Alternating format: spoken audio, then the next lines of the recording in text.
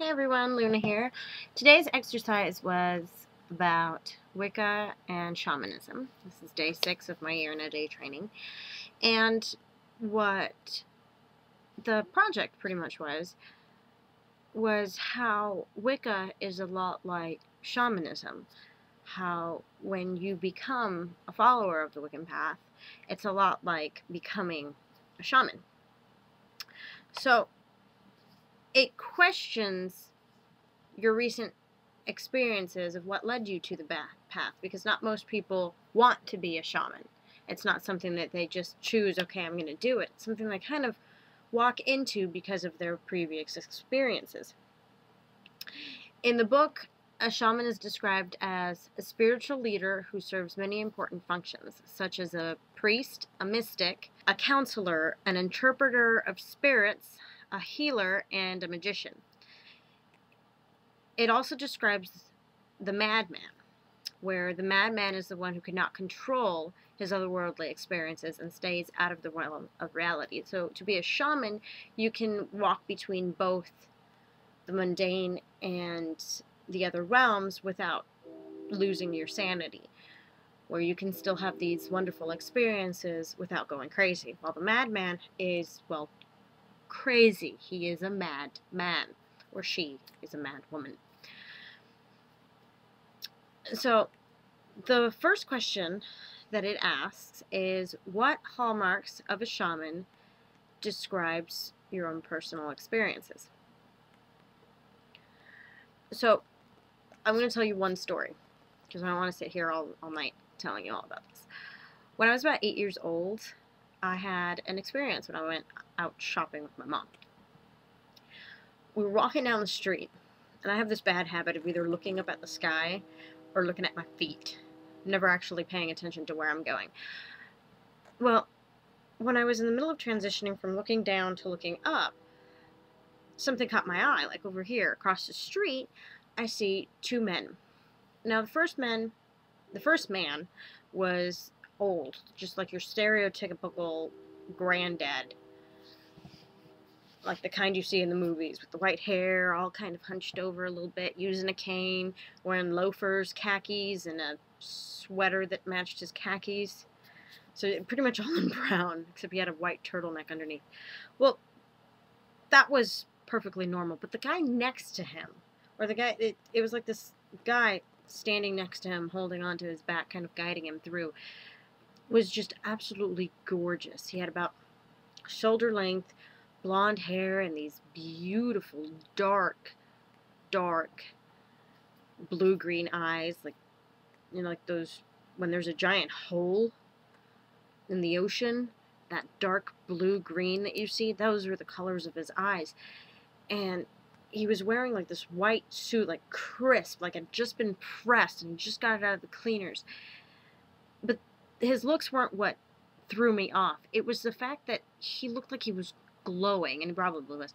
He was just glowing, and this light just radiated from him like sunbeams do through leaves in a forest, and just radiated off of him. And it was in different pastel colors, like in pinks and pale blues and mint greens, golden yellow, etc. But it was just constantly radiating out of him, and it seemed like people would just walk by and not notice him. Well, as the day progressed, I kept seeing more and more of people like him, you know, different features, but still that same glow radiating. And well, I didn't think anything about it, and I didn't say anything, because, well, people would think I was crazy. I was 8 years old. I just figured, you know, I got really, really bored in my own mind, decided to create things. So, later on in the week, the whole family goes out shopping. We go to the mall, and it's just me, my mom, my dad, my stepdad, and my brother and my sister, and we're at the food court, and everybody's just kind of chatting it up and talking and everything, and I look around, and I still see these glowy people, but at the same time, I also see, like, the exact opposite of what a glowy person would be. They were what I ended up calling shadow people. they looked like a humanoid shadow. It was kind of the shape of a person. You know, it had 2 legs, 2 arms, and a head with a body, but it wasn't quite human. And they were so black, it hurt my eyes to see them. Like, they just sucked in the light. It was just like this humanoid black hole. And they really scared me. Like, walking by one of them was just really just terrifying. And I wasn't sure if it was caused by these shadow people or if I was just afraid that they were going to cause me harm. But, I mean, the glowy people, no problem. The shadow people, big problem. Well, after seeing these for so long, I finally told my mom, I was like, hey, you know, I've been seeing these people that aren't really there. And my mom was like, well, who have you been seeing? So I told her about the glowy people and the shadow people. And, you know, she just patted my head, gave me a hug, and she's like, oh, baby, don't worry about that. You're just seeing angels and demons.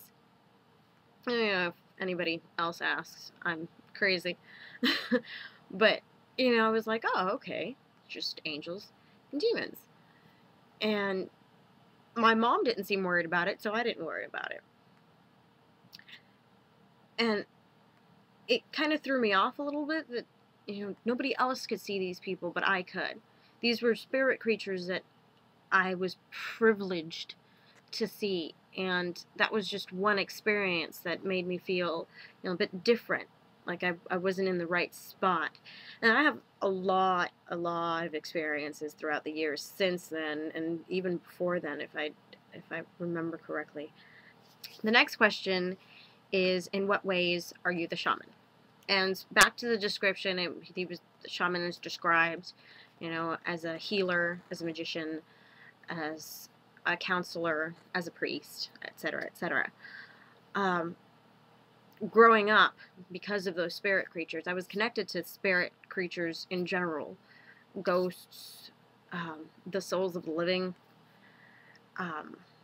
If someone was close to me, I could sense, not like physically close, but, you know, emotionally close to me, I could sense when something was wrong. It's very common in my family, actually. If I was going through a really hard time, my mom could have not talked to me in like a month, and she'd just immediately call me and be like, there is something wrong, you are lying to me. It was just something that I've always had. Another thing was how I heal. And it's not like, you know, I put my hands on somebody and I cure them like that. No. My friend had gotten into a situation with some other person, and it had caused her a lot of pain and a lot of suffering. And this person was she was just a bad person. She was spreading rumors and she was spreading lies. And, well, I ended up doing a prayer for Eris, because she likes chaos, and another prayer for Aletheia, which is the Greek goddess of truth and justice. So I just did a prayer, you know, bring truth to light, and the next day, like, I did it at night, that morning, next day, the truth came out that this person was pretty much on the run for something. There was a warrant out for her arrest. Anyway, it was taken care of within 24 hours.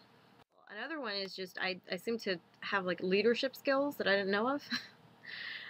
For the past 10 years, one of my friends has been telling me, oh, you're going to be a high priestess, you're going to be a high priestess one day. And I'm like, no. Because I don't like being in leadership positions, but I do love to teach. And that's probably why I'm a substitute and why I homeschool my kids. I love to teach. And there's this young lady I mentor in the Wiccan path, and she's also going, oh, you're going to be a high priestess. But it's just something that I've apparently always had, that people see and that I refuse to accept. The next question, moving on, is, in what ways are you a madman? What ways am I a madman? I suffer from depression a lot. I've had a lot of bad life experiences since childhood. And sometimes they come back to haunt me. And even though they've been dealt with, there's some sense in there where there's not enough closure, and I guess it just comes back and attacks me suddenly, and I have a chemical imbalance. No matter how good life is, I'm just not happy. And when I'm having one of my manic episodes, I completely disconnect from reality. It's really hard. Like, I'm two separate people. On the inside, I'm like, good, focus, but my body just doesn't want to respond. And it's really, really hard to stay grounded. So much so that I have been known to hallucinate for long periods of time. And not like, oh, I'm tripping balls and I see unicorns and rainbows and there's Skittles raining from the clouds, you know, just not that. But it's like my mind plays tricks on me and creates memories of events that never happened.